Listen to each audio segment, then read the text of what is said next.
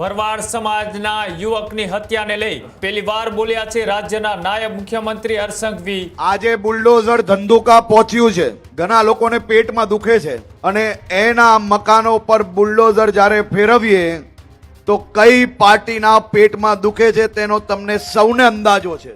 આખો વિડીયો જોતા પહેલા હજુ પણ અમારી ચેનલને સબસ્ક્રાઇબ નથી કરી તો યુટ્યુબ પર સબસ્ક્રાઇબ કરો અને ફેસબુક અને ઇન્સ્ટાગ્રામ પર ફોલો કરો।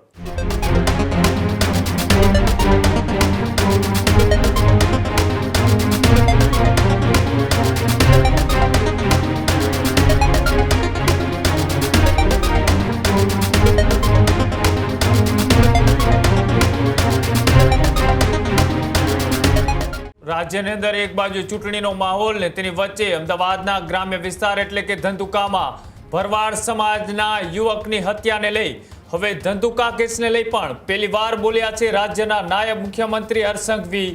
આજે બુલડોઝર ધંધુકા પહોંચ્યું છે। આ વિવાદ હર્ષ સંઘવીએ જાહેર મંચ ઉપરથી કરી અને વિરોધીઓને લલકાર કર્યો, સાથે જ કહ્યું કે ધીરે ધીરે જ્યાં જરૂર પડશે ત્યાં એક ભી ખૂણો નહીં છોડીએ।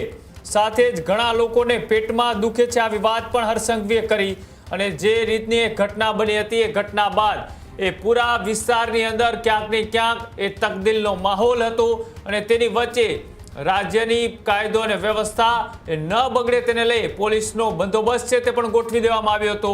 આજથી વર્ષો પહેલા એ કિશન ભરવાડની હત્યા બાદ ફરીથી ભરવાડ સમાજના યુવકની નજીવી બાબતે જે હત્યા કરી દેવામાં આવી હતી તેને લઈ હવે રાજ્યના નાયબ મુખ્યમંત્રી હર્ષ સંઘવીએ એ કડક કાર્યવાહીના છે તે આદેશ આપ્યા હતા અને ત્યારબાદ આજે જ્યારે બુલડોઝર કાર્યવાહી છે તે ત્યાં શરૂ કરવામાં આવી હતી અને બુલડોઝર કાર્યવાહીને લઈ રાજ્યના નાયબ મુખ્યમંત્રી હર્ષ સંઘવીએ વિરોધીઓ અને આવા લુખ્ખા તત્વોને ચેતવણી આપતા શું કહ્યું આવો તે પણ જોઈએ।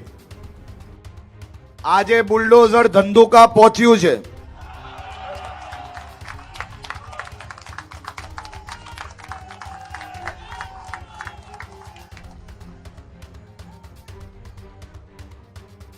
ધીરે ધીરે જ્યાં જ્યાં જરૂર પડશે એક બી ખૂનો નહીં છોડશો।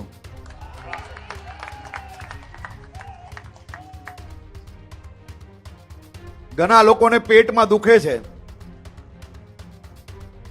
આ ગુંડા ટપોરીઓ લુખ્ખાઓ તમારા હક માટે સુરક્ષિત રખાયેલી જગ્યાઓ પર બાંધકામ કરીને 2 નંબરના ધંધા કરે અને એના મકાનો પર બુલડોઝર જ્યારે ફેરવીએ તો કઈ પાર્ટીના પેટમાં દુખે છે તેનો તમને સૌને અંદાજો છે।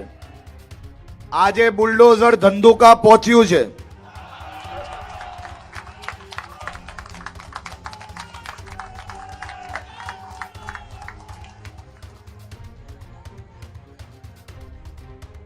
ધીરે ધીરે જ્યાં જ્યાં જરૂર પડશે એક બી ખૂનો નહીં છોડશો।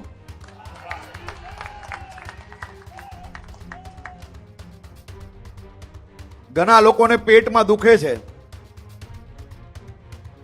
આ ગુંડા ટપોરીઓ લુખ્ખાઓ તમારા હક માટે સુરક્ષિત રખાયેલી જગ્યાઓ પર બાંધકામ કરીને 2 નંબરના ધંધા કરે અને એના મકાનો પર બુલડોઝર જ્યારે ફેરવીએ તો કઈ પાર્ટીના પેટમાં દુખે છે તેનો તમને સૌને અંદાજો છે। અત્યારે જ ન્યૂઝરૂમ ગુજરાતની યુટ્યુબ ચેનલને સબસ્ક્રાઇબ કરો અને ઇન્સ્ટાગ્રામ અને ફેસબુક પર ફોલો કરો।